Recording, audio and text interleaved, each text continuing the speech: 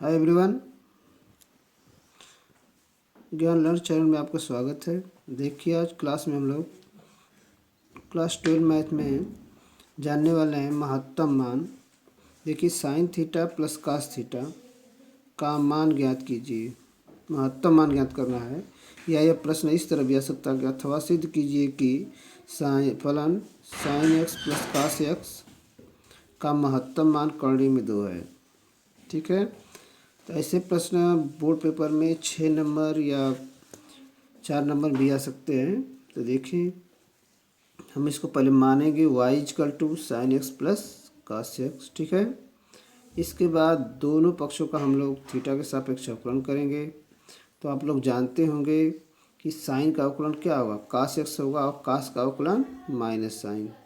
ठीक है, तो इस तरह से हम इसको लिखेंगे dy बटा के dx इजकल टू साइन का होगा अवकलन कास थीटा और कास थीटा का होगा माइनस साइन थीटा। ठीक है, तो पुनः थीटा के सापेक्ष अवकलन करने पर तो थीटा के सापेक्ष अवकलन करेंगे पुनः, तो इसको लिखेंगे d2y by D theta square. ठीक है, और कास का अवकलन आप यहाँ जानते थे कि माइनस साइन हुआ, तभी कास का होगा माइनस साइन थीटा और साइन का होगा कास थीटा। तो इस तरह से अवकलन 2 बार कर लिए हम लोग। अब उच्चिष्ट और निम्निष्ट मान के लिए हम लोग dy बाई डी थीटा को 0 रखेंगे। पिछली वीडियो में बताया हूँ, नहीं देखें तो आप लोग जाके देख लें।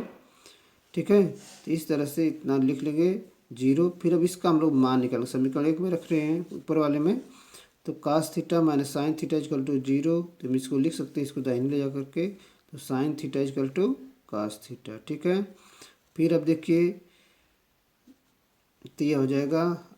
अब हम इसको नीचे लिया दें तो साइन बटे कास हो जाएगा, इधर 1 हो जाएगा। ठीक है, या इसको हम इस तरह भी कर सकते हैं, नहीं समझ पा रहे हैं तो इस तरह कर दे साइन थीटा बटा कास थीटा बराबर कास थीटा बटा के कास थीटा, ये कट जाएगा तो ये हो जाएगा टैन थीटा। ठीक, बराबर 1। तो यहाँ देखिए टैन थीटा 1 हो गया। तो हम लोग जानते हैं कि टैन थीटा 1 मतलब 1 टैन में 1 मान होता है 45 अंश। ठीक है, या पाई बाई 4 मतलब 45 अंश को हम लिख सकते हैं 45 गुणे पाई बटा 180। ठीक है, तो 45 चौका पाई बाई 4 हो जाएगा। ठीक, अब theta equal to pi by 4, d2y by d x square equal to minus, अब ये हमारा x का मान आ गया, मतलब कि टैन थीटा का मान। और यहाँ आगे बढ़ाना चाहते हैं तो देख लीजिए इस तरह से tan theta equal to tan pi by 4 लिखेंगे तो टैन से टैन क्या होगा, कट जाएगा। तो theta equal to pi by 4 आ गया। अब यही जो थीटा का मान पाई बाई 4 आया है, यह मान हम समीकरण इसमें रखने हैं, डी जो 2 बार अवकलन हुआ उसमें, तो minus sine pi by 4 minus cos pi by 4। इसका मान जानते हैं कि माइनस 1 बटा करड़ी में 2, इसका भी करड़ी में 1 बटा 2 होगा। माइनस तो यहाँ लगा है तो माइनस हम नहीं बोल रहे हैं, मतलब कास साइन पाई बाई 4 का 45 इसका मान 1 बटा करड़ी में 2 होता है, कास का भी उतना ही होता है। इन दोनों को जोड़ देंगे, माइनस माइनस जुट जाएगा तो -2 अपान करड़ी में 2। तो इस तरह से इसको हम देखिए घटा देंगे तो ये माइनस करड़ी में 2, तो ऋणात्मक आ रहा है। ठीक है, तो ऋणात्मक आएगा तो हम कह देंगे कि थीटा का महत्तम मान है। तो theta equal to pi by 4 पर y का मान क्या है, उच्चिष्ट है। हम बताए थे पिछले वीडियो में कि जब ऋणात्मक आएगा तो उच्चिष्ट होगा और जब धनात्मक आएगा तो क्या होगा, निम्निष्ठ होगा। तब अब उच्चतम मान निकालना हमको। देखिए अब मान तो निकल गया, अब किस पर मान आ रहा है, theta equal to pi by 4 पर आ रहा है ना। तब यह मान जो समीकरण प्रारंभ किए थे उसमें रखेंगे, y equal to sine theta plus cos theta ना। तो y इजकल टू हो जाएगा, y का मान उच्चिष्ट या महत्तम एक ही बात है। तब इसको लिख देंगे इस यहाँ पर कि sine pi by 4 plus cos pi by 4। ठीक है, 1 बटा करड़ी में 2 धन 1 बटा करड़ी में 2 ना, ये जोड़ेंगे तो 2 बटा करड़ी में 2 हो जाएगा। इस तरह से फिर कट यह 2 बटा करड़ी में 2 होगा ना लोग, ये कटाएंगे तो हो जाएगा करड़ी में 2। तो इस तरह से हमारा प्रश्न पूरा हुआ। अगला प्रश्न देखिए, ये भी पेपर में कई बार आया हुआ है, आपकी परीक्षाओं में इस आ सकता है। तो देखिए यदि फलन f x equal to x cube minus 24 x square plus k x minus 8। ठीक है, तो x बराबर 2 के पर उचिष्ट है, क्या है, उचिष्ट है। तो k का मान क्या होगा, k का उचिष्ट बता दिया है। देखिए पहले हम लोग इस अवकलन दिए गए फलन को हम लिख लेंगे। F x equal to x cube minus 24 x square plus k x minus 8, ठीक है। ये फलन हमारा दिया गया है। अब कह रहा है कि फलन एक्स, हम इसको एक बार अवकलन करेंगे। क्या करेंगे, एक बार अवकलन। तो अवकलन जानते हैं आप लोग, इसका होगा 3x स्क्वायर, इसका होगा -24×48x, और इसका हो जाएगा x का 1 हो जाएगा, इसका 0 हो जाएगा, ठीक है। आप लोग इसी के फॉर्म पर हो रहा है dy/dx की पावर n x की पावर n -1 से। तो हम इस तरह रख सकते हैं। प्रश्नानुसार x फलन x इजकल टू 2 पर क्या है, निम्नलिखित है। तो df/dx इसको हम 0 करेंगे। ये बता दिया पहले कुछ शिष्ट है, तो इसको हम x बराबर 2 रख दो। क्या रखेंगे, x बराबर 2। अब हमको कुछ निकालने की जरूरत नहीं है, बस इसमें रखेंगे। तो ये हमारा 3x पर 2 घात -48 धन 2 धन k बराबर 0, ठीक। जिस पर कहेगा वही मान हम इसको इसमें रखना है। तो ये हो जाएगा 4×3 12, ठीक। 48×96 प्लस k। अब इसको घटा देंगे तो -48 बचेगा, प्लस k बराबर 0। तो k बराबर कितना, 84।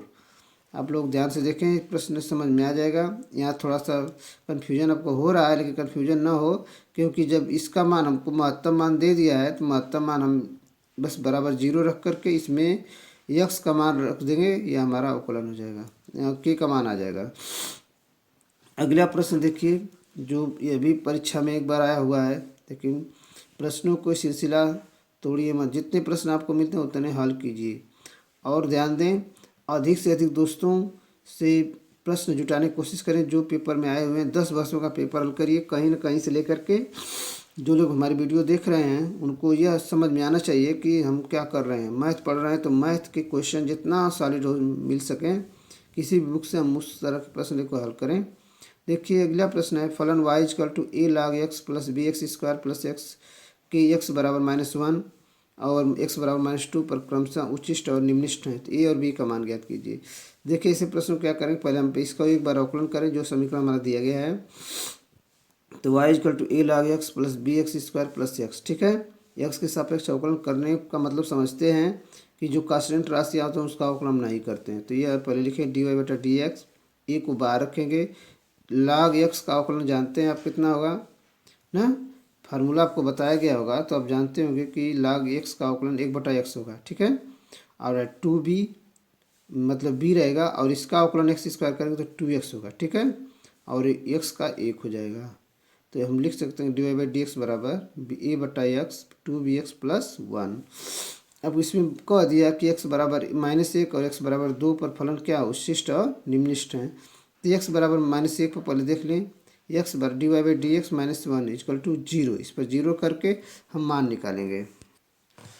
तो देखिए पहले सवाल में जिससे हुआ तो -a plus -2b plus 1, x का मान रख दिए, x इजकल टू -1 रखने पर फिर कर समीकरण 1 2 बना लीजिए, 3 बना लीजिए। इसको एक मिनट यहाँ देख लें, यहाँ पर समीकरण 1 यह है, समीकरण 2 यह है, और समीकरण 3 आपको यह मिलेगा, ठीक है। देखिए यह मिला, ठीक है। अब फिर उसी पर x बराबर 2 पर उसी समीकरण फिर मान रखेंगे, x बराबर 2, तो यह हो जाएगा a/2 प्लस 4b प्लस 1 बराबर 0, ठीक है। x बराबर 2 रखें, समीकरण आपको 4 मिल जाएगा। समीकरण 3 और 4 को आप हल कर देंगे। आप पिछली कक्षाओं में पढ़े हैं कैसे हम समीकरण हल करते हैं। तो यह हमारा मिल जाएगा a बराबर 2 और b बराबर -1, ठीक है।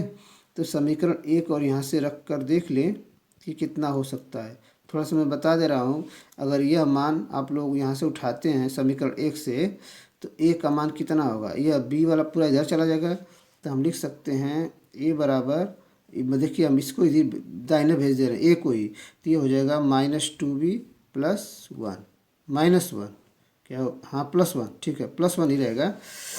2b प्लस 1 रहेगा, यह वाला हमको इस a को खाली इधर भेजते हैं, माइनस खत्म हो जाएगा। अब यही मान a का मान समीकरण 2 में यहाँ रख देंगे, ठीक है, और रख के हल कर देंगे तो आप लोग का ये आ जाएगा। एक क्वेश्चन और देखते हैं। देखिए यह तो आपको 8 नंबर में आएगा ही, जो ये बड़ा क्वेश्चन दिखाई दे रहा है, तो इसको आप लोग ध्यान समझिए, समझ में आ जाएगा। ठीक है, थोड़ा सा और बड़ा कर दें। तो देखिए दिया है कि फलन x की power 4 minus 8x³ minus plus 22x² minus 24x के उच्चतम तथा न्यूनतम मानों के लिए x के मान ज्ञात कीजिए। तो आपको जो समीकरण दिया है इसको पहले लिख लें। ठीक है, लिखने के बाद ध्यान दें, समीकरण एक का इसको एक बनाएं और x के सापेक्ष अवकलन करें तो यह हो जाएगा dy/dx equal to 4x³ minus 24x² plus 44x plus minus 24। देखिए कैसे होगा, यह 4 पीछे आएगा, इसमें से एक घटेगा तो 4x³ हो जाएगा, और यह 3 पीछे आएगा तो 8 तरीके 24 हो जाएगा, इसमें से घात कम हो जाएगा तो हो जाएगा 2x², 22 दूना 44 और इस घात कम तो x माइनस 24। ठीक है, समीकरण 2 बना। अब फलन के उच्चिष्ट तथा निम्निष्ट मान के लिए dy/dx का मान क्या करेंगे, 0 करेंगे। तो हम इसको 0 करते हैं। तो ध्यान दें, इसको 0 करने के बाद इसमें 4 का हम भाग दे देंगे। ये समीकरण जो हमको मिलता है यही वाला है। तो ये हमको x³ minus 6x² plus 11x minus 6 बराबर 0। ठीक है, आप लोग कक्षा 9 में पढ़ चुके हैं कि 3 घात के अवकलन को हम कैसे हल करें। पहले x बराबर 1 2 3 लेकर के हम इसको देखेंगे 0 किस पर हो रहा है, फिर उसका भाग दे करके हम गुणनखंड करेंगे। ठीक है, तो x बराबर इसके 3 मान आएंगे 1 2 3। ठीक, और आप इसके बाद जो मान आ रहा है समीकरण 2 का पुनः एक बार हम अवकलन करेंगे। जो ये समीकरण 2 है इसका हम लोग मान निकालने के बाद फिर से अवकलन करेंगे तो यह हो जाएगा d2y/dx²। और देखिए ये फिर 4 3 12x² माइनस 24 दूना 48x प्लस 12 22 दूना ये 22 होगा, 22 का मतलब 44 है तो 44 ही रहेगा, और x का मान 1 हो जाएगा और ये वाला 0 हो जाएगा। ठीक है, तो इस तरह से आप लोग समझ सकते हैं कि 12x² माइनस 48x प्लस 44। समीकरण 2 का अवकलन एक बार फिर से कर लें, समीकरण 3 बन जाएगा। फिर जितना मान है x बराबर 1 2 3 मान आया, हम बारी बारी से रखते जाएंगे। तो d2y/dx² x बराबर 1, तो देखिए रखे तो 12 1 का वर्ग हो जाएगा माइनस 48 1 और ये कितना हो जाएगा 44। ठीक है, x का मान 1 रखने पर तो 12 माइनस 48 प्लस 44 को हल करेंगे तो कितना आ जाएगा 8 आएगा, मतलब 0 से बड़ा आएगा। तो हम कह देंगे x बराबर 1 पर फलन क्या है, निम्निष्ठ है। जब धनात्मक आएगा तो कहेंगे निम्निष्ठ है, और ऋणात्मक आएगा तो कहेंगे उच्चिष्ठ है। कहेंगे नियम यही है। फिर d2y/dx² x बराबर 2, 12 कोष्ठ में 2x का होल स्क्वायर माइनस 48 गुणे 2 धन 44, x बराबर 2 पर यह हल करने पर माइनस 4 आ, तो ऋणात्मक आ गया। ठीक है, तो x बराबर जब 2 आ रहा है पर फलन क्या हो गया, y का मान उच्चिष्ट हो गया। फिर अब देखिए, फिर अब तीसरी बार जो तीसरा मान आया है d2y/dx² x बराबर 3 12x³ 48। ठीक है, धन 44, तो इसको हल करेंगे तो 12 9 108 और 48 144 और 44, तो यह धनात्मक आ गया। तो x बराबर 3 पर क्या आ गया, निम्निष्ठ आ गया। तो हम कह देंगे कि हमारा दिए गए फलन x बराबर 2 पर उच्चिष्ट है और x बराबर 1 और 3 पर क्या है, निम्निष्ठ है। इस तरह से प्रश्न हम पूरा कर लेंगे। आज की वीडियो में इतना ही, फिर अगली वीडियो में मिलेंगे। ये प्रश्न बड़े क्वेश्चन हैं जो आपके प्रश्न आ सकते हैं। धन्यवाद।